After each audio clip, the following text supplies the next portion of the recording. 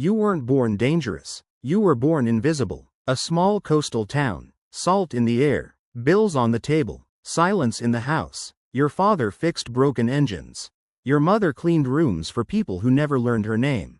You learned early? Money matters more than pride. At 14, you didn't carry weapons. You carried information. Midnight docks. Unmarked crates. Men who never stayed until sunrise. Your job? Watch the road. If police lights appeared, you made a call. If nothing happened, you went home with folded cash in your sock. You never asked what was inside the crates. Because groceries don't ask questions. By 17, you weren't watching anymore.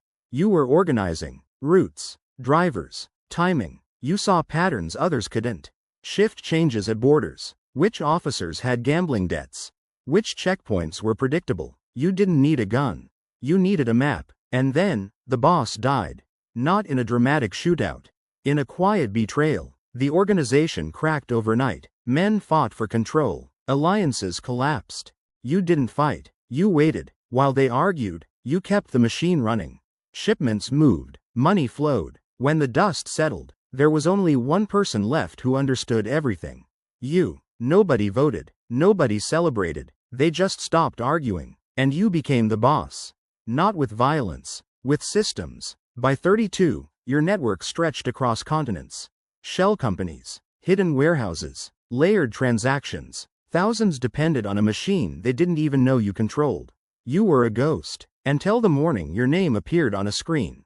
Bright lights. Government seals. Serious voices. Priority target. A reward. $25 million.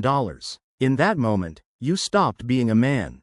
You became a prize. And prizes attract hunters. Trust disappeared overnight. Phones were destroyed. Messages went through couriers. Orders slowed down. You moved constantly. Mountains. Cabins. Dirt roads that didn't exist on maps. You learned the sound of aircraft engines. You learned how long it takes a helicopter to close distance. Sleep became optional. They almost caught you. Once, soldiers raided a house hours after you left. News channels showed your unfinished meal like it was evidence of evil. You erased routines after that. No patterns. No brands. No habits. The second time was closer. Rotor blades overhead. 90 seconds. You ran. No bag. No phone. No plan. Just survival. After that, paranoia wasn't fear. It was instinct. You rotated security teams. Fed different lies to different people. Waited to see which lie leaked. When it did, people vanished. Quietly. Years passed. Presidents changed. Task forces expanded. The reward increased. You aged faster than time. Bad sleep. No sunlight. Constant movement. You stopped celebrating birthdays. You started imagining surrender. Not for mercy. For stillness. A small room. A fixed bed. Meals at the same time every day. A cage began to sound peaceful.